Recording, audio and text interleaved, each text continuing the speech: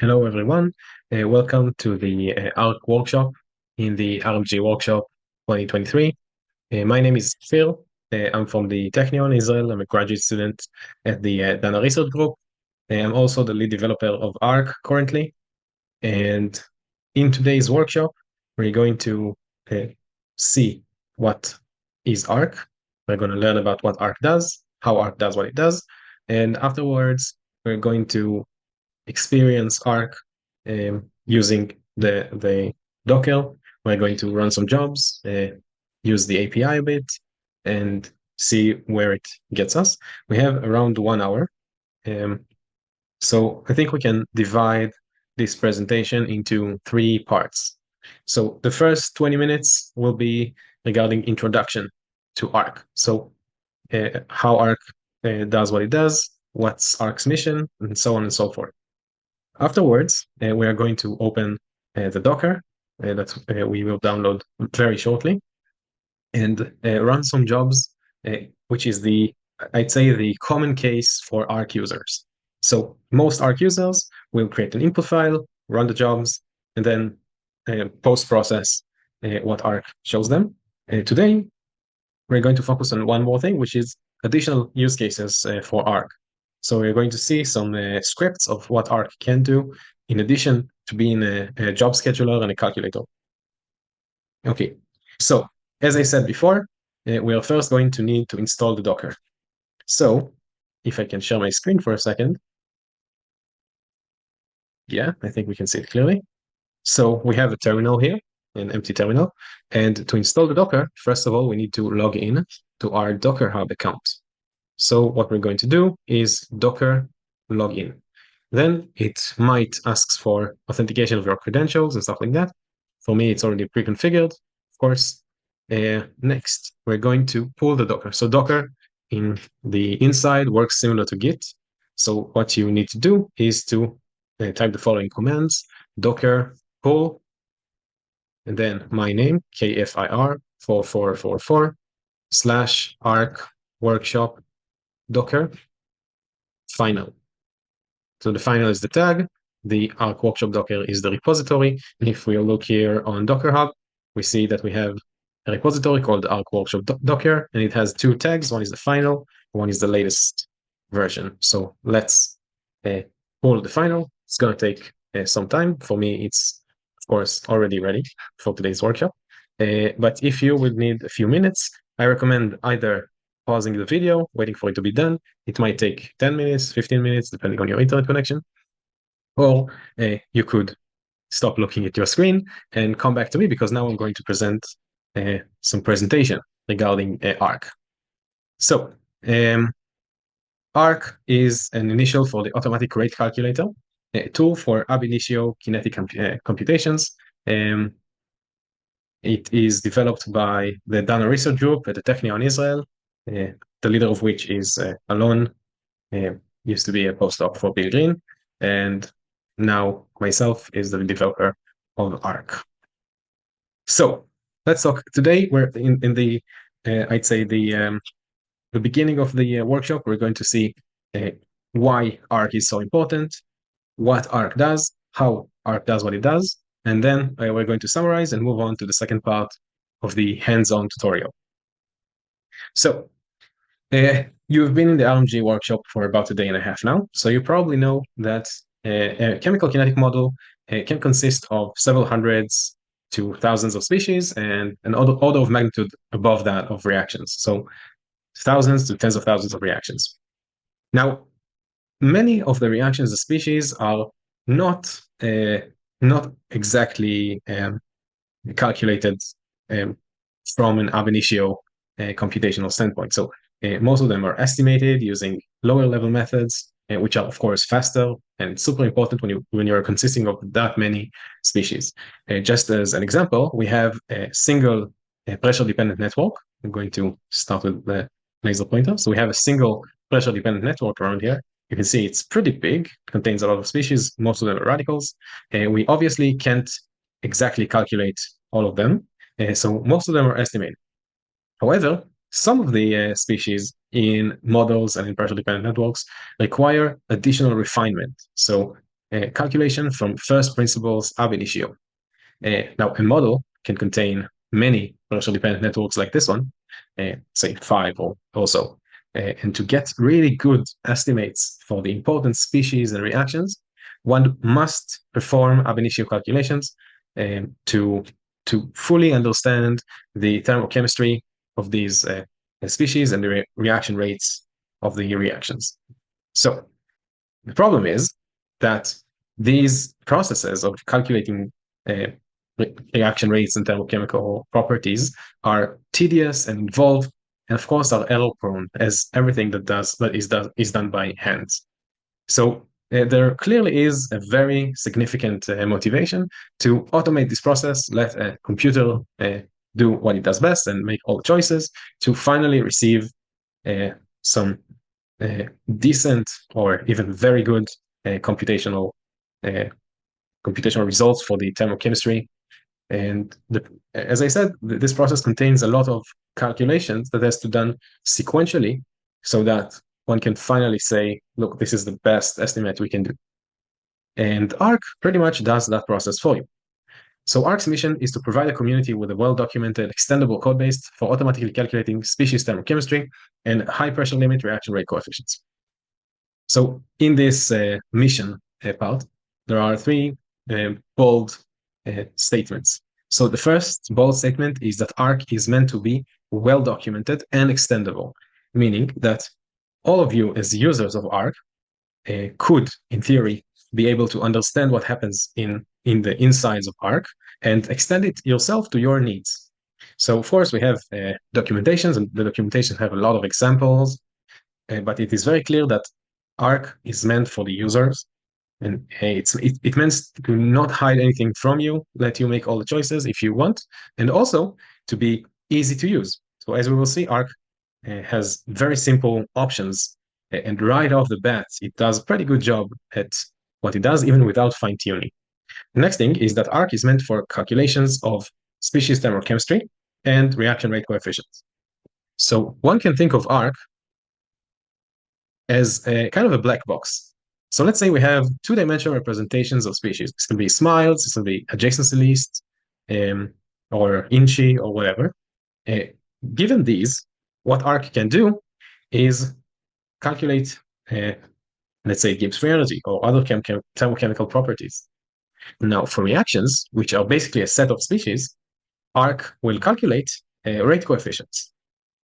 So in its very simplistic elements, ARC can be seen as just a big calculator to calculate thermochemistry and rate coefficients. But if we'll get closer and try to open the black box for a second, we can see that ARC basically does a workflow. I don't want to say simple because it's not simple, but ARC does things in a basic workflow. So the first stage of an ARC job is a structure discovery. So either three-dimensional conformal searches.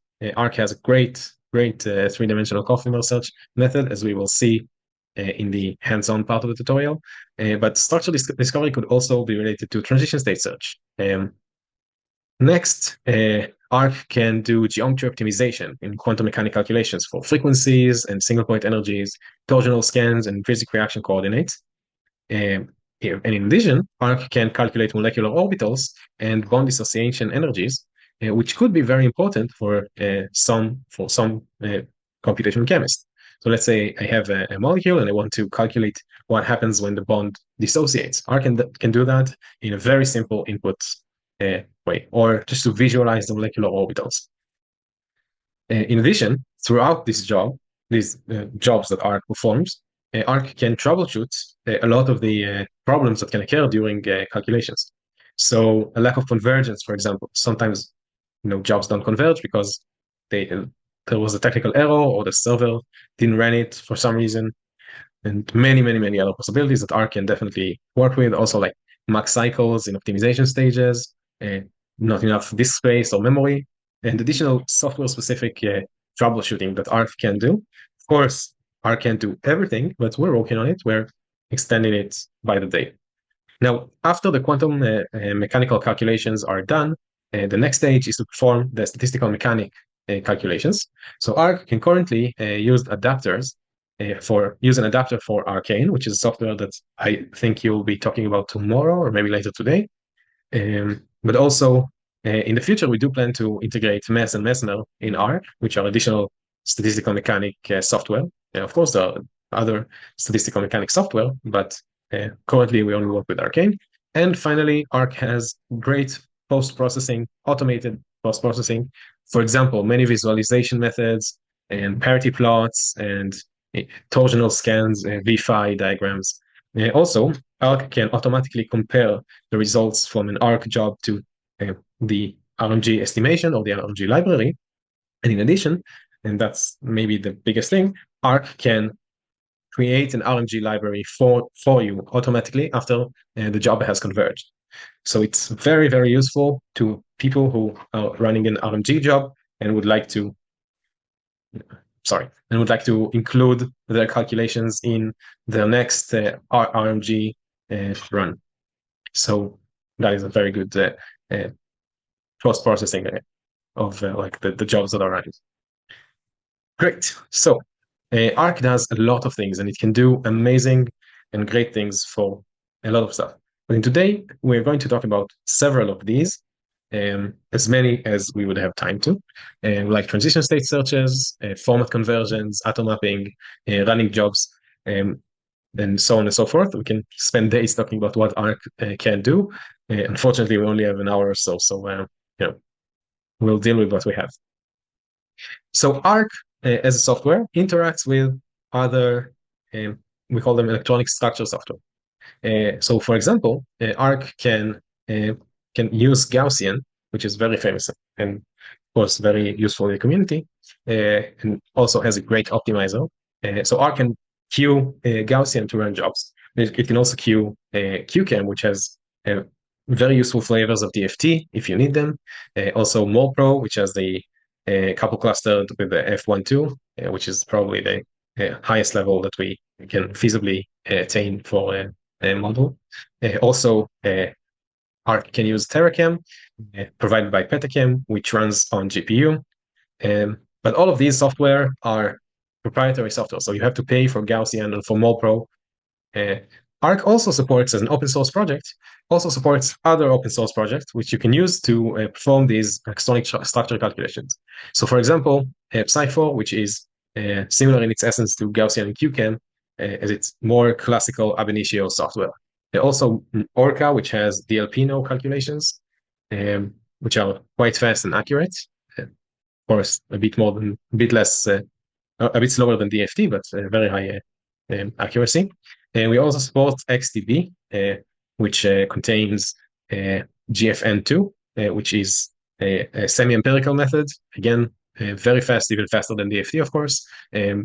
TorchAni, which is a neural network-based electronic structure software, so you can perform many jobs like optimizations and energy calculations using TorchAni. C4, which is not completely like Orca, not completely open source. It requires permission, mainly for academic use, which contains couple clustered calculations, and also like it's a force field like OpenBabel, which can be used for debugging and testing, also for very large species that we have not experienced with currently, but of course this can happen, and it's amazing. All of these software are amazing, and we try to use as much as we can and incorporate and support these other open source projects. The thing is that Arc does these things in a very, I'd say, abstract method. So it's very, very, very simple to take the electronic structure software that you are familiar with and you have some experience with and make Arc work with it. So if you want, we can get into more details about that, but I guess more privately, because this is more of an advanced use case of Arc. Just know that if you have another electronic structure software that you want integrated in Arc, this definitely can happen. You can do it yourself, or you can talk to us and we can cooperate and stuff like that. Great. So in addition, as you know, sometimes we need to communicate with servers. So Arc can run on your local machine as like a head node and SSH automatically into different servers, even completely different servers in the same job, and queue jobs into that server. In addition, Arc can be present or run in a single server and run additional jobs inside that server. So you, let's say, be submitted as a job to an interactive node and submit other jobs to similar nodes in that server, and even SSH into other servers from the original server and perform additional calculations there, which is very important if you try to either optimize cloud services or, I don't know, if you have, I'd say you have one server that has Gaussian and another one that has QChem, and you want to mix and mesh, so you can definitely do that with Arc. In addition, Arc supports the cluster softwares for the servers. So we currently support SGE, Slurm, PBS, and HD Condor. Of course, in a very similar fashion, other cluster software could be supported very easily with Arc being so extendable. Again, if you have a specific need, we can talk about how to do that, or we can help you if you'd like. Yeah, so that's about that. So Arc has scheduled jobs in a orderly fashion. So the first stages of jobs are, of course, the structure discovery, the DS guesses. After that, additional computations are performed. And finally, from all of these calculations and the things that need to happen in a sequential manner, we finally receive rate coefficients and thermochemical properties. Of course, inside this whole affair, there are troubleshooting methods, and sometimes we get errors, we need to fix them, and so on and so forth. So in the up to here, we mainly said things that are important for species. So we talked about structural software. But let's say Arc is given a reaction. So now we need to find the transition state in order to calculate the rate. Reactions is nothing but a set of species. But of course, it has the most important part of the transition state. Once the transition state is found, the reaction rate can be calculated, very similar to what happened so far. So Arc supports this many transition state search methods. It is a scientific challenge that we are aware of, and of course we have a hand in this. But first of all, so Arc supports KinBot, which has over 30 unimolecular reaction families. It is great for unimolecular reactions. AutoTST, which mainly performs hydrogen abstraction, disproportionation, intra-H migrations. Also GCN, graph conversion networks, which currently supports isomerization mainly. Arc also has its own heuristics to calculate hydrogen abstraction reactions mainly, but again, we're working on it. And also GSM from the Zimmer group, growing string method is applicable for all reaction families. And so again, this is a technical challenge for the community and this scientific challenge. And of course, we play a role in solving these problems, but we also currently support many other methods of finding this transition state. Of course, as I said before, more are always welcome. And if you have heard of a very good transition state search method, we can definitely try to make Arc work with it. And we're waiting for more adapters to be added to Arc. Yes. So Arc can perform insightful transition state searches. So let's look at this reaction. It's quite similar, quite a simple H migration, intra-H migration reaction. And first of all, Arc queries a lot of different software to try and find the transition state guesses for that reaction. Of course, not all transition state search method can find transition state for intra-H migration. For example, Arc heuristics cannot find that transition state. But let's look at KinBot, GCN, and then AutoTST. So if we try to visualize the transition states, we can see that some are less transition statey than others. For example, the one that's suggested in this particular case by AutoTST seems a bit too far to be the transition state for that reaction in terms of like the carbon atoms moves a lot. But the computer can't really tell just by the XYZ coordinates how the if the transition state is the correct one for this reaction. So how Arc manages to find the correct transition state is as follows. First of all, we look at all transition states in order of their energy. So the transition state should have the lowest possible energy.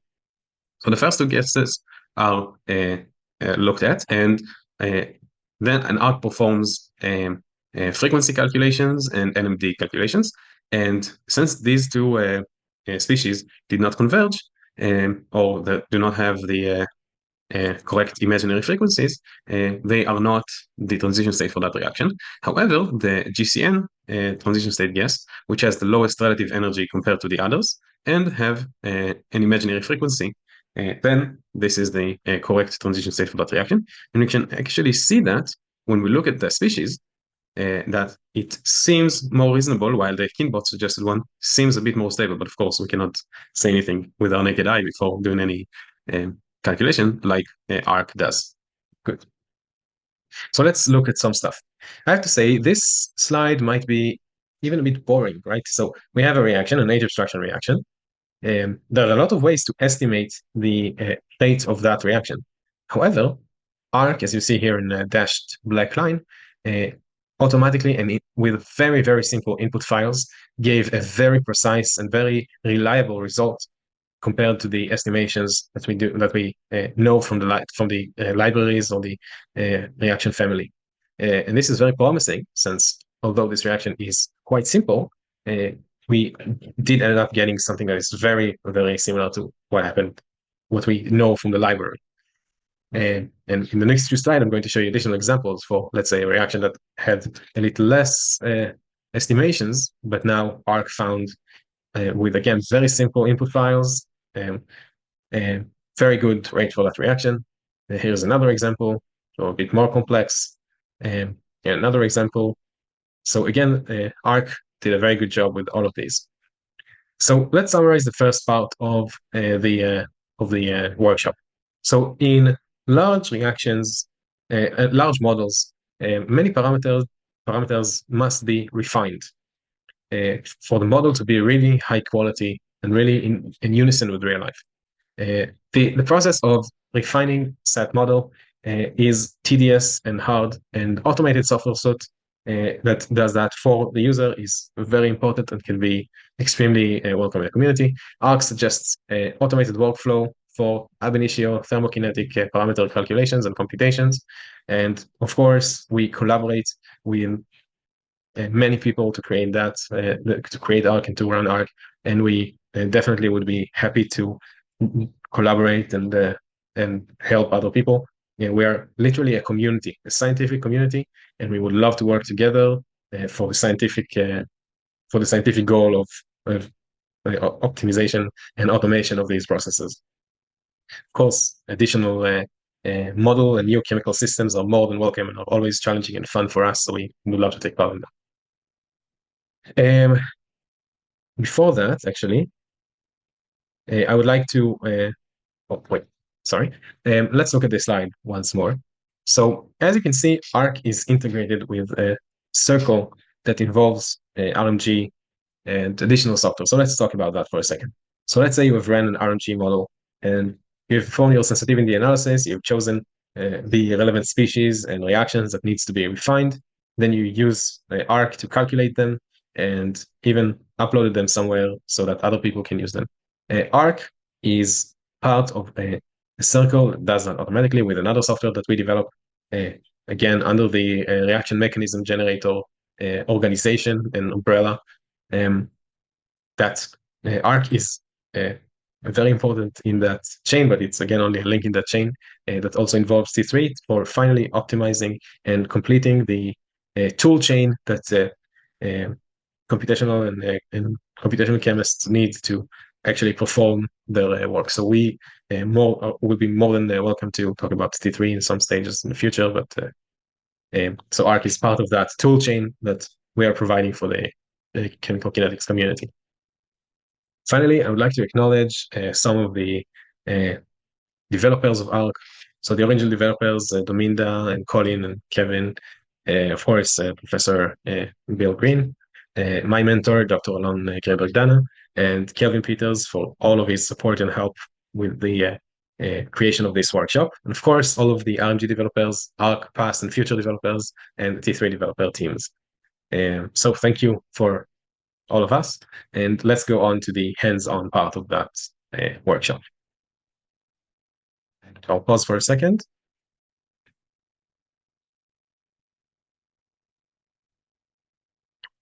So welcome back, everyone. So now we are moving into the hands-on part of today's workshop. So as I said before, we're going to try to run some things in Arc. Maybe if we'll have some times, we could even use some Jupyter notebooks. I do suggest and encourage you to follow along with me. And of course, if you encounter any troubles, you can contact me. I'm not sure I will be able to answer live in the time of this meeting, but again, this is a resource. You can use it whenever you want. I'll make sure the recording will be available to whomever needs it. So again, let's screen share. Let's share our favorite terminal. So I guess you can only see my black screen, maybe my photograph on the side. I don't know if it's so delightful. Let's share the entire screen for now. Okay, so you can see a terminal right now. So in order to run Docker, wait 1 second. Okay, so in order to actually run the Docker, we must use an interactive run. So the command is docker run -it for interactive. And if we would like to use Jupyter Notebook inside the Docker, which we definitely would, then we can add a port to the Docker so that we can communicate with it with our usual browser as we would usually open Jupyter Notebooks. Finally, we have to specify the name and tag of the Docker. So my name, Arc workshop Docker, and the tag is final. Okay, so as you can see, the terminal has changed. It used to be a PowerShell, and now it's a Bash terminal, as probably some of you are already familiar with. The first thing we need to do when we interact with Arc is to activate Arc's environment. So the command is micromamba activate arc env, but inside the Docker, we have a shortcut for you, which is arc e to activate the environment. Great. So let's see what we have here in the Docker. So right now we are in the code directory. We have 4 directories that are required for Arc, or maybe 3 and 1 for this workshop. So we have Arc, we have the workshop material, we have RMG Pi and the RMG database, which are essential to run Arc. Arc would not run without RMG and without the RMG database for now. So the first thing we have to do to actually run Arc job is to talk about the settings. So for now, let's visit the Arc T3 workshop in the settings directory. And let's see what we have here. We have 2 Python files. We have settings and we have submits. In today's workshop, we prioritize speed over accuracy.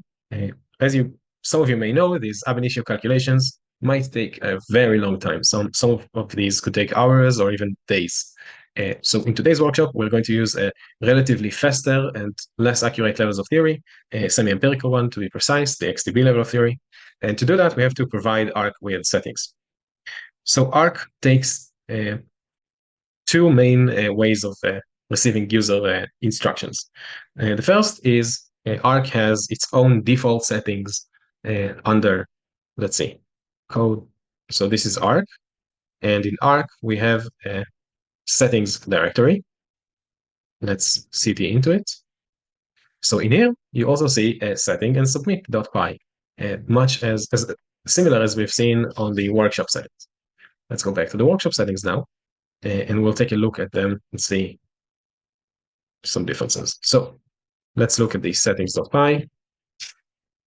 So here you can see several stuff. First of all is the general Python stuff. You need OS and strings and systems and stuff like that. Next, we're going to see the supported ESS, so the supported electronic structure software. In our case, we will mainly use XTB, but additional software could be placed in a similar fashion in that Python list. Next, we have transition state adapters. Again, today we're going to use the GSM growing string method by the XTB, although additional methods are, of course, possible. Next, we will look at default job types. So Arc contains many different job types. For example, conformer for conformer searches, opt for optimizations, of course, fine optimization as well, frequencies, single point energies, rotor for torsional dihedral scans, intrinsic reaction for coordinates for reactions, orbitals and Leonard-John parameters, and bond dissociation energies. Leonard orbitals are nice visualizations, but are less important for this workshop. LJ parameters are for different things as well, and bond dissociation energies are also not the main use case for R, although they are of course possible, and instructions are found on our website. Again, to use levels of theory, we need to set defaults for them. So conformers use, for this workshop, we'll use GFN2 for all of these, which is a simpler semi-empirical method provided by XTB. Real use cases could have B2P leap in there with the crazy basis set, of course, as complex or as simple as you would like. Yes, and some, of course, other things. For example, we have for XDB GSM, we have some particular settings that we can have. Great. Let's clear the screen for now. And so how Arc interacts with them is using a .arc directory, which should be found in your under your home. So home in Linux terms is tilde. So let's first of all make that directory. So the command for that is mkdir, mkdir, tilde / .arc.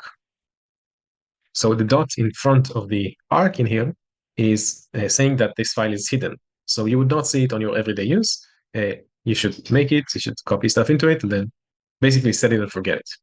So now let's take the settings that we have in our workshop settings into the .arc folder. So for that, we can use cp, which is copy, settings.py into the .arc folder. We should also do the same for the submits for the arc folder. Now, if we'll use ls.arc, we'll see that we have the setting as submit py that we have right here on the workshop settings. Terrific. So that's the first stage for running an arc. So to actually run an arc job, we have two possibilities. Arc has an API, which would allow you to run a Jupyter notebook, for example, or just a script and make the jobs run from there. And also, Arc can accept input files for similar purposes. So for the first part of this tutorial, let's see into the tutorials folder in the workshop, or maybe even let's do something completely different. Let's go back to the code directory. And now we can open a Jupyter notebook. So Jupyter notebook is done using the following commands. So the command to open a Jupyter notebook is Jupyter-notebook. They changed that recently. We need to provide an IP address and a port to be able to interact with the Jupyter notebook from our usual terminal. And of course, no browser, and allow root for the workshop pages. So let's open the Jupyter notebook. Let's make sure you guys see the Jupyter notebook. Great. So I initially wanted to open it inside the Arc workshop, but we can see from the outside, from the code directory, you can see the four repositories that we have here in our workshop. So let's go first of all to the tutorials and thermo demo. And as you can see, we have a Jupyter notebook. Let's open it up and see what happens. So in this Jupyter notebook, first of all, let's do all the relevant imports for the Arc and Arc species and reactions, also for the display, which would be important later. Yes. So as I said before, I'll accept very simple inputs and does amazing things with them. So let's choose some species, and we can provide them using their label and the smiles that represents them. So for example, let's use I don't know, N2O for that, which has similar smiles, N2O, just for the presentation. So Arc has a Arc species object, which is the main way Arc interacts with species. All jobs should require creation of Arc species. The Arc species requires a label, which should be unique for that job. So you can't have two species with the same label, and a way of representing its chemistry. So Arc accepts as inputs, Arc species accept as input smiles, also INCHI and XYZ coordinates. I'd say the main use case is smiles because you mostly don't know the XYZ coordinates a priori. So let's create the species list and even see the molecules. So as you can see, we have a very nice visualization of the molecules. We have OH and the propane, ethylamine, butanol, and the new species that we have input. Next, let's define the job types. So as you have seen before, we have default job types, but in this particular job, we would like to avoid running some stuff. For example, rotor jobs is performing 1D scans, but it's a bit more complex for the necessities of this workshop. Also, the fine grid here is set to false for the time's sake. But of course, all the main job types are here. We have conformers, optimizations, frequencies, single point energies, which is exactly what you need. So the next thing we need to do is to query the arc object. So we can choose a project name for the entire arc job. The species should be provided as a list and the job types as well. Next, arc has a level of theory optional input.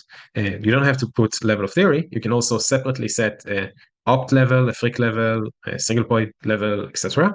The level of theory is kind of like a shortcut when you need to make one job with one level of theory. And of course, you can also ask for particular conformer level, because conformer searches could be a bit slow. So you can choose a very high level of theory for your main important calculations and choose a lesser job for the slower conformer level, of course, for the rotor scan and stuff like that. Next, we define a frequency scale factor. This is not the frequency scale, the true and correct frequency scale factor, as this is just a toy job, but Arc can definitely calculate the frequency scale factor for you using Arcane and Jupyter notebooks and scripts that are available in the RMG database. But for now, let's use the one as a toy thing for the just for the workshop. Let's see what happens. So when you run the arc object, the first thing that is printed is the general information about the arc input. It gives you, of course, the execution time, the header with everything that you need, all the git heads.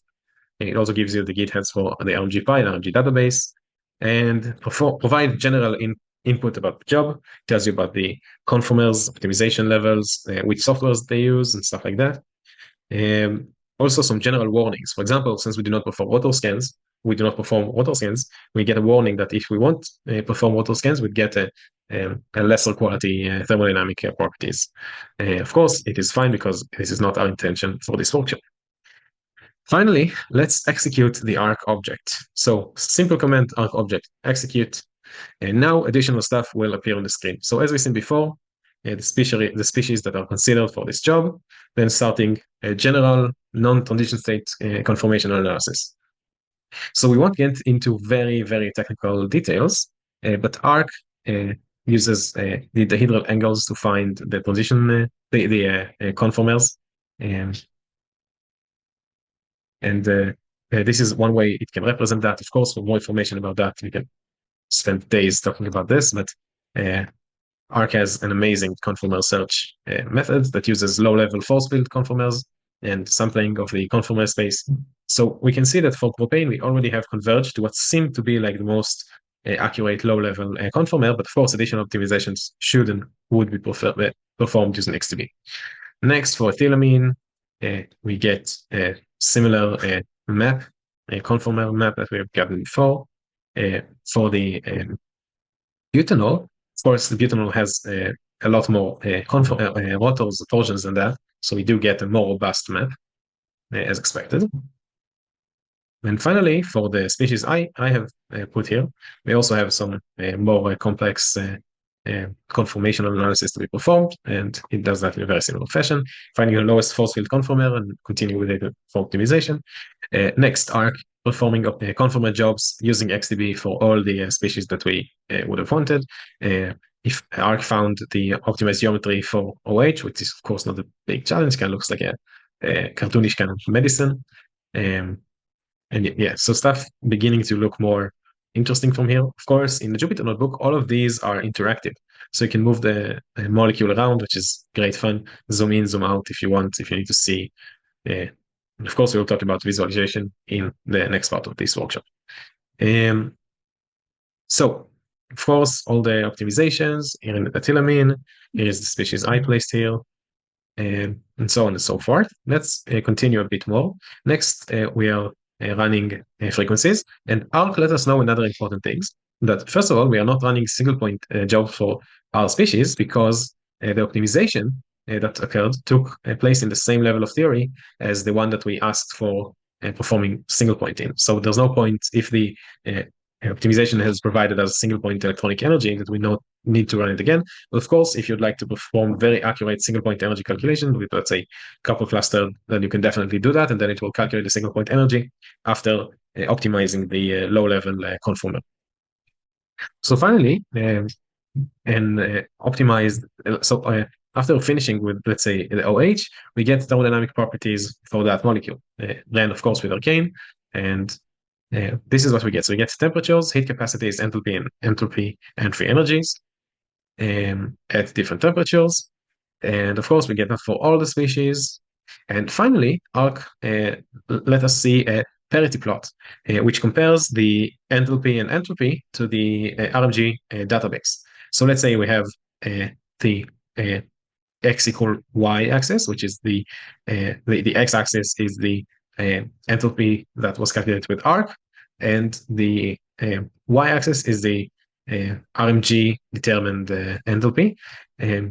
We shouldn't be exactly on this line, of course, because the RMG database sometimes is using lower level estimations, but of course these are pretty simple species, so we do expect them to be close to the line. Of course, XDB is not the GFN2 is not the best for very precise calculations, and we get similar results to the enthalpy. And of course, we get a report of where are the sources of the RMG database estimations. So, for example, the OH is taken from Berk H2O2, and the species I inputted came from the thermal library of Chon G4. Yes, so a final report about the conversion arc. We can see that all the species have converged. Arc took about 2 minutes as execution time, and we finally get a report for all the species conversions. Great, so that's a species conversion using Jupyter Notebook. And that's, I'd say, the most basic use case for ARC. But let's go ahead and try to perform additional computation. For example, let's do rate computations. So the great thing about Jupyter Notebooks and Dockers is that we can open a terminal. So as you can see, now I'm in a terminal. Let's see, where are we at? Whoops.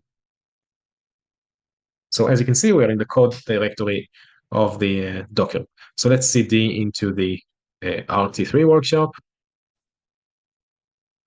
As you can see, it's not the most robust terminal. Some stuff don't quite work here. If we're going to find this a bit more difficult, then we can always close the Jupyter Notebook and get back to the Docker. Next, let's cd into the tutorial file and the 2 rate demo.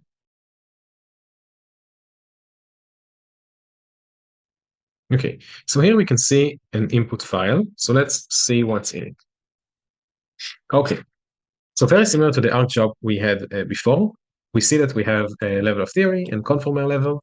And much as before, we define some job types to be false and the frequency scale factor. So now in the input file, we could not create ARC species. So what we provide, as much as before, we provide only the smiles and the labels that we have, and we can see what happens. As for the reactions, of course, reactions are a list of species, as I said. So all the species in the reaction label must appear as species for that job. Of course, they don't have to be calculated all over again every time that you need to run a reaction. You can just input the result from a previous ARC run as a YAML file, for example. This reaction, of course, has a label, and for the purposes of this workshop, of course, ARC will still try to look for transition state, but we did provide a transition state guess. Only for the sake of time, we could have done great without it, and we might still do. So to run ARC, so the command should be to use, first of all, the ARC environment. See, yes, and Mamba is not properly configured. Let's fall back to the Docker.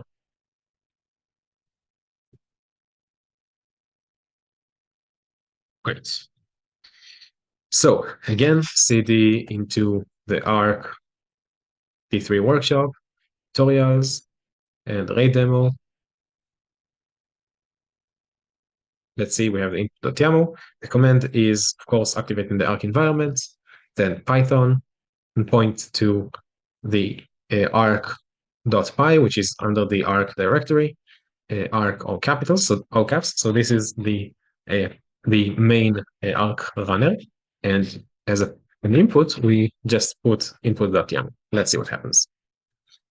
Again, as you can probably see, feel for yourself, this is a very simple input. Again, very similar report to the one we have seen before. Now, of course, all the computations need to take place. Of course, this can happen as a different terminal, and while Arc runs, you can continue to do other things that you need, and kind of like set it and forget it. In Hebrew, we have a saying, shager v'shkach. So as you can see, a lot of stuff are happening on the screen.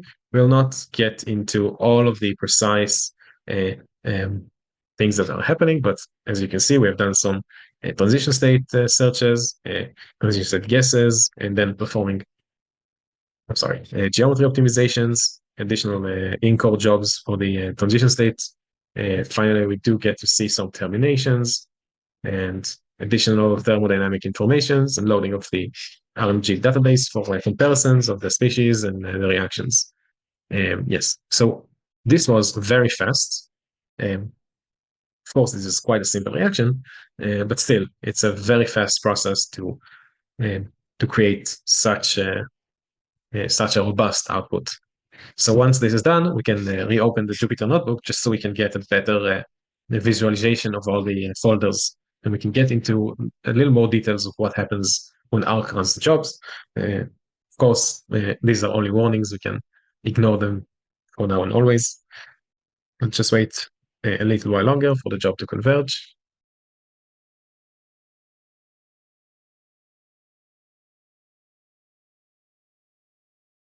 Finally, we got the execution and all the jobs are converged successfully. And let's see what happens. So if we can open another Jupyter notebook, it's just so we can browse the files a little easier. So as you can see now, in addition to the input, we also have additional files. The first of all is restart.yaml. As you can see, this file is quite long and not very human readable.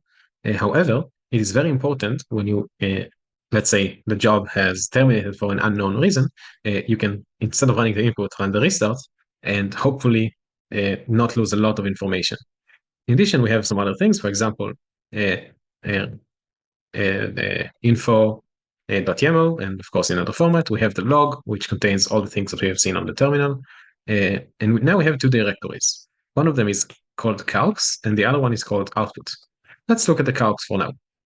In the calcs, we have three directories: species, transition state guesses, and TSs. Let's look at the species first.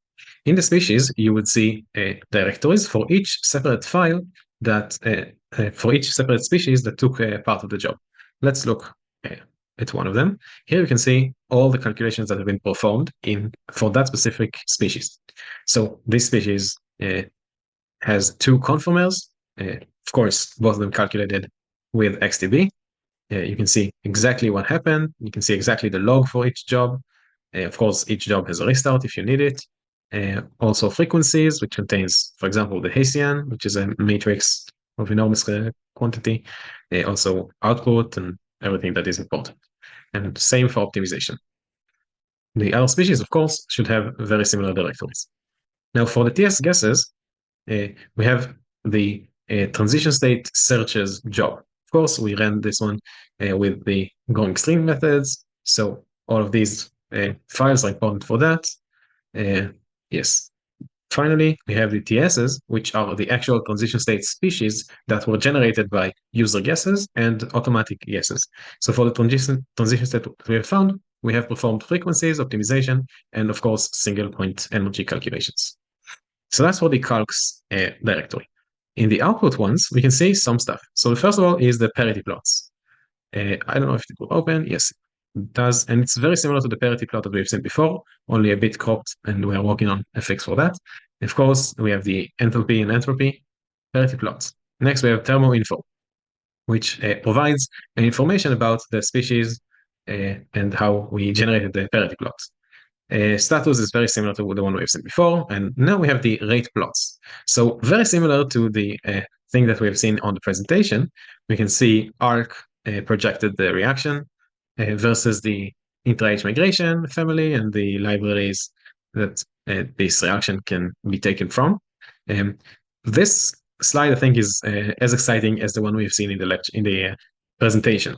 So this, in a very, very simple input, we could have managed to get a very good rate compared to the community, even with a very fast and a little compromise for the accuracy. We did get a very good result from that.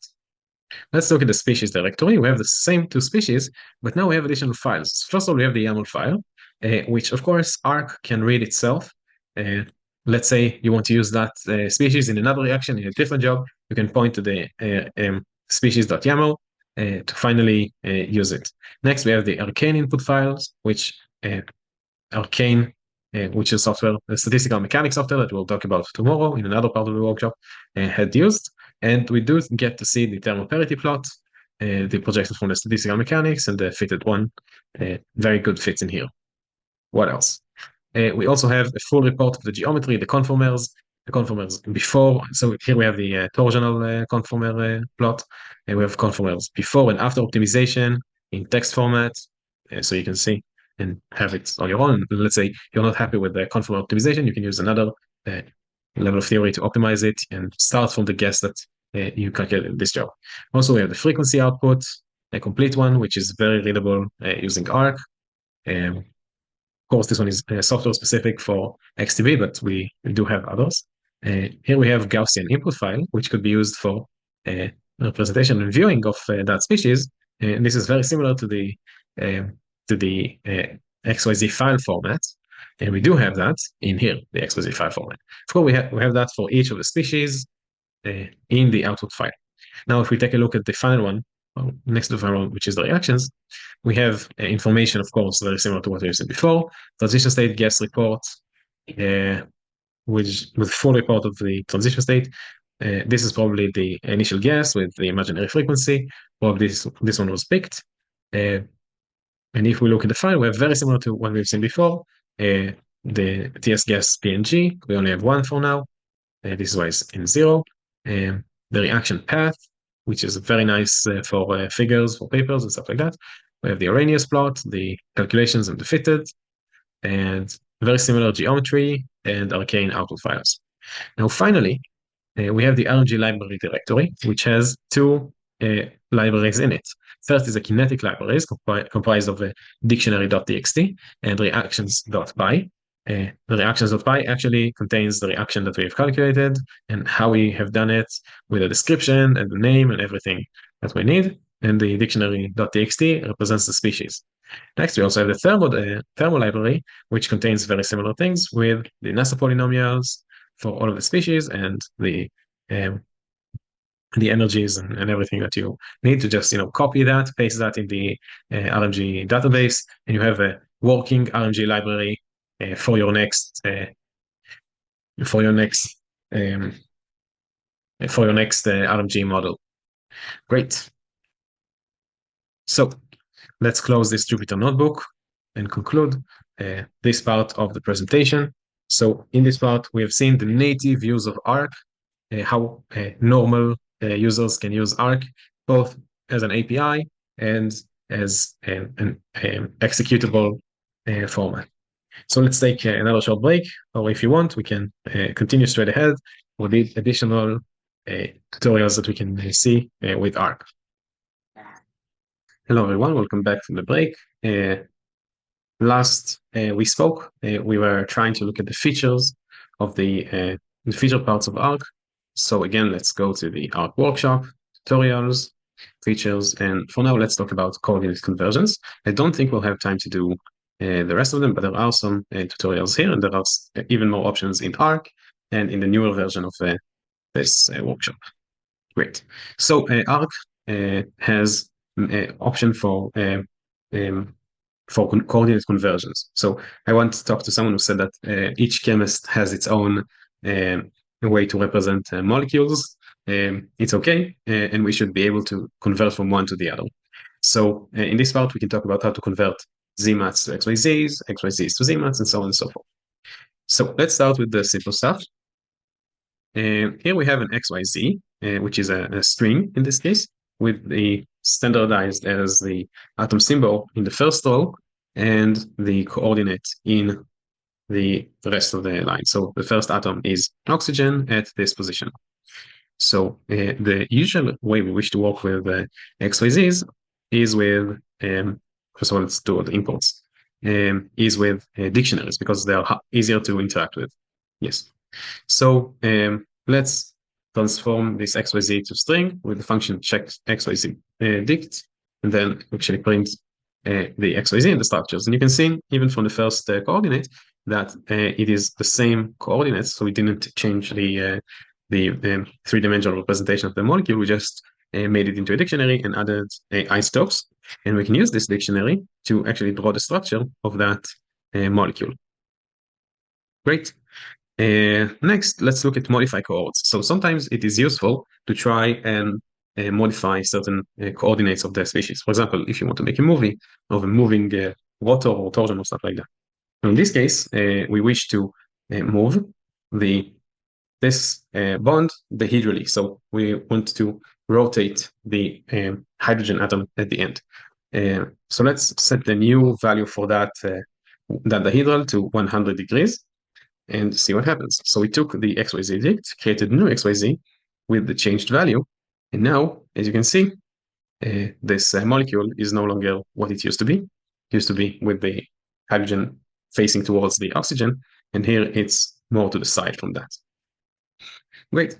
Let's transform XYZ to XYZ file format. This one is easy. The XYZ file format usually have one empty line before the XYZ and the number of atoms in the beginning. So in this case, it is quite simple to use the function XYZ to XYZ file format, and you can also add comments like some people do. So here's a nifty little trick. If we open new windows, a new block, and we'll put a question mark in the beginning, we can see what's this function signature. And that's what I said when I said arc is a code base and it is extendable. I meant that this thing can happen. So you can see the docstring is very detailed. As you can see, we can add a comment to the XYZ to XYZ file format. So let's add the comment now, and let's say arc workshop is the best. Let's add it here, and you can see that this is being added as a comment to the XYZ file format. Great. So next, we're moving on to Z matrices. Z matrices are a representation of the internal coordinate of the molecule. So here we have quite a simple species with, just carbon and 4 hydrogens. So if those are the coordinates for that species, we can see what the ZMAT is. So the ZMAT is a way to represent species with the internal coordinate. We have between each molecule, between each atoms in the molecule, we have a bond length represented by the R's here. And we have the angles and the hedrals, if we have any of them, most do. So this is a way to use ZMAT from XYZ to transform the XYZ to ZMAT. Let's go for the consolidated version, which is very similar, however, just a bit different, the variable names in this case. And the nice thing here is that, since all of the bond lengths are the same, as you can see here, we can squeeze them into one variable and with a significant name represent this with less variable, meaning more compression. If you have a large molecule, then this could help for sure. Let's try and look for an XYZ string. So this is the XYZ dict. Sometimes it's useful to use the string version of that. So here with XYZ to str, we can transform the XYZ dictionary into the string representation, as you can see here. And we can do the same with ZMAT to XYZ. All the functions name are very good for when you're trying to come up with while running a script. If you have ZMAT and you want to transform it to XYZ, it's very simple, ZMAT to XYZ.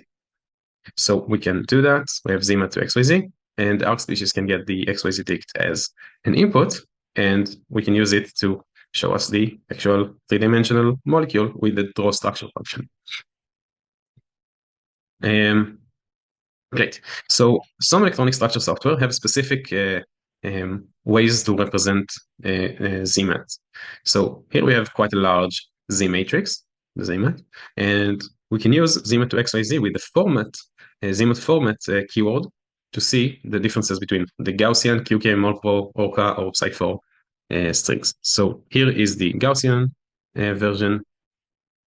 Here's the QChem version. As you can see, they're not that different. Let's see one that is a bit different. The multiple, which has the variables in the beginning and the Zemat at the end. Orca, which instead of X for dummy atoms, writes dA. And Psi4, which is similar to the ones we've seen before. Great. So that's a short part about ARC's coordinate conversions. I hope you had a great time. And I totally forgot to thank Oscar for all his help in writing ARC. I apologize. You are most appreciated. And great. I hope you enjoyed this workshop. If you have any more questions, feel free to contact me or any of the ARC developer team, anyone in the Dana research group. We'll be more than happy to assist you in any questions, suggestions, and everything you need. Okay, so this concludes our workshop. I'll see you again, hopefully sooner than next year, but at most next year. Goodbye.